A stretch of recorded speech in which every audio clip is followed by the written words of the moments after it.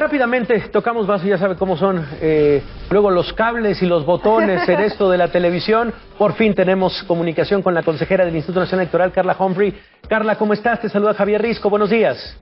Hola Javier, buenos días, un gusto en saludarte, feliz año. Muchísimas gracias, Carla, igualmente que tengas un muy buen 2026. Oye, pues Carla, cuéntanos un poco el tono, con lo que te quedas de este encuentro el día de ayer con la Comisión Presidencial.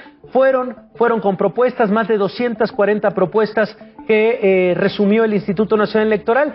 ¿Cómo viste la respuesta de Pablo Gómez? ¿Cómo viste el tono de la conversación y del diálogo el día de ayer, Carla?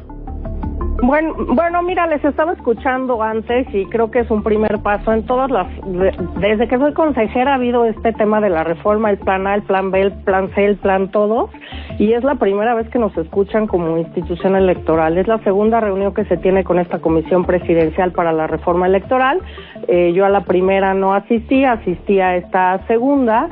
Como señalas, pues nosotros entregamos estas hicimos como consejeras y consejeros electorales 316 propuestas en conjunto, las que alcanzaron mayoría fueron 241, entregamos 2 documentos, este que contiene estos 241 propuestas y otro que contiene las propuestas de cada una de las consejerías que no obtuvieron mayoría, porque nos pareció necesario que, bueno, también esos puntos de vista personales de cada consejería pudieran ser escuchados. El tono, bueno, cada uno de nosotros y de nosotras tomó la voz, resaltó los puntos que creía importantes. Yo, por supuesto, hablé de la autonomía, incluso en 2 vías, poder tener una garantía presupuestal para no estar cada año igual sufriendo disminuciones y aumentándose las funciones constitucionales y legales que tiene el INE sin los recursos necesarios.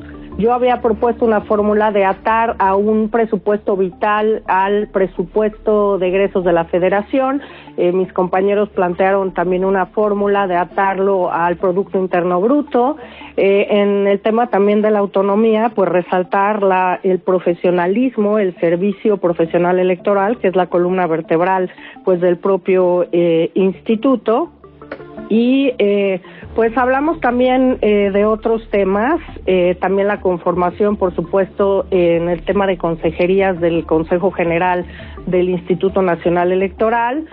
Toqué el tema, por ejemplo, algo que también trae la presidenta y que ha impulsado también reformas en este tema, igualdad sustantiva, en 2 temas centrales, la paridad, como, por ejemplo, alternancia en las presidencias de los partidos políticos, en las presidencias municipales, que es donde todavía no llegan ni al 30% las mujeres, y, por supuesto, en temas importantes para prevenir, atender y sancionar la violencia política contra las mujeres en razón de género.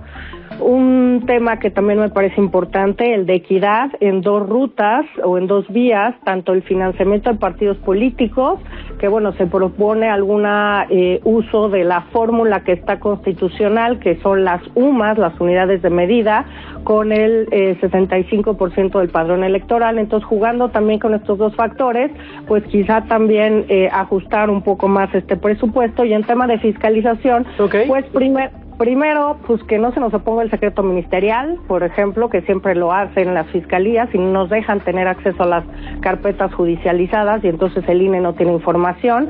Sanciones a las personas servidoras públicas que no nos den información en tiempo y forma.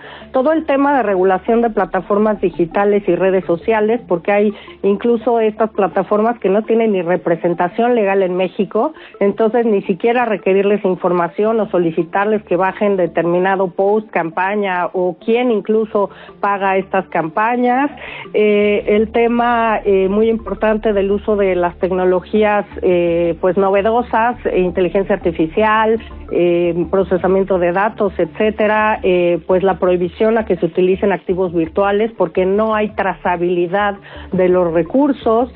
También pues mejores herramientas para detectar y hacer una fiscalización más rápida, más profunda y no tener injerencia del crimen organizado, de recursos ilícitos en las campañas, incluso la posibilidad de anular elecciones directamente, no ir al tribunal en caso de uso de recursos. Por supuesto, todas las resoluciones del INE son revisables ante la Sala Superior. Un tema de innovación, saben que pues yo estoy mucho en el tema de voto electrónico, tanto por internet como por urna electrónica, en cómo, por ejemplo, tener padrones digitales, credencial digital, cómo poder avanzar no solo en el voto, pero en muchas soluciones digitales que en mediano plazo pueden abaratar costos y hacer procesos electorales más reducidos. Hablamos también de garantizar los principios rectores de la materia electoral, la autonomía, la legalidad, la certeza, la transparencia. Y bueno, por supuesto hablamos de muchas reformas al Poder Judicial, porque bueno, lo tuvimos que implementar sin los recursos necesarios y en poco tiempo. Pero a ver, Carla, hubo un audio específicamente de Pablo Gómez que llamó la atención sobre esta nebulosa alrededor de la palabra autonomía o incomodidad por parte de Pablo Gómez. Dice, no me gusta mucho el término autónomo, pero sí tendría que ser independiente. ¿Cómo leíste eso? ¿Cómo entender eso, Carla? A ver, él lo dijo en el tono de que las únicas que deberían tener autonomía son las universidades.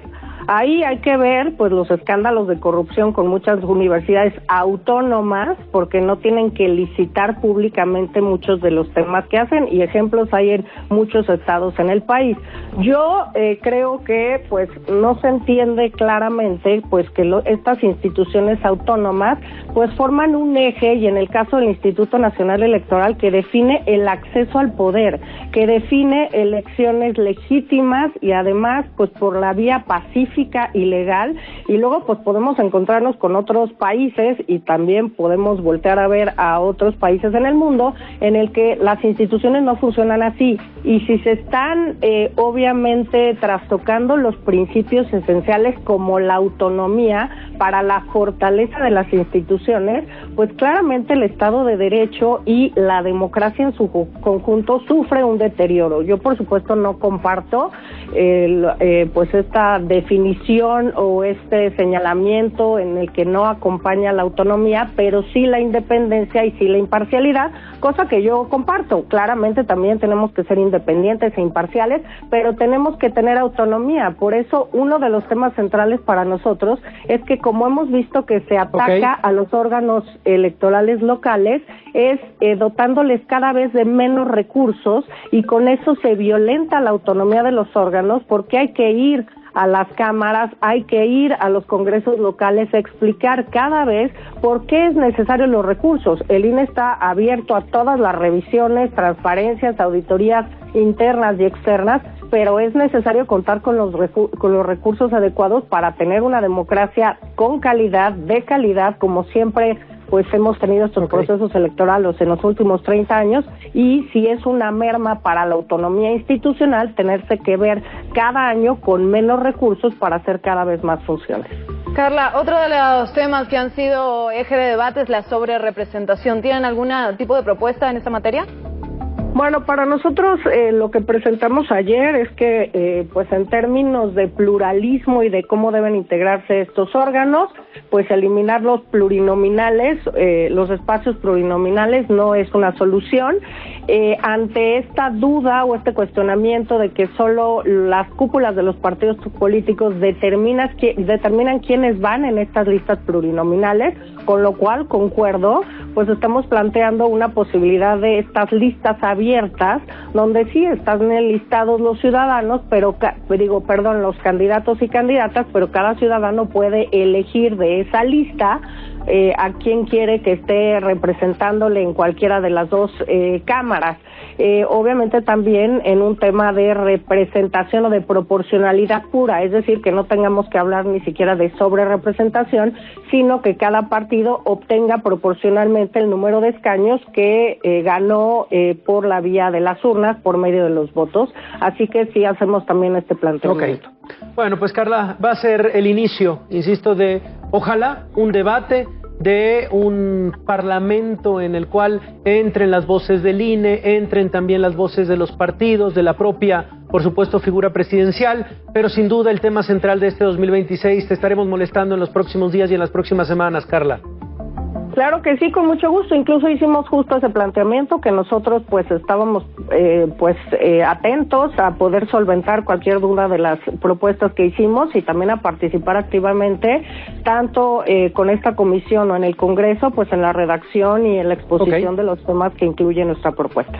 Gracias, Carla. Gracias, que tengan buen día. Carla Humphrey, consejera del Instituto Nacional Electoral. Y nos vamos hasta Palacio Nacional.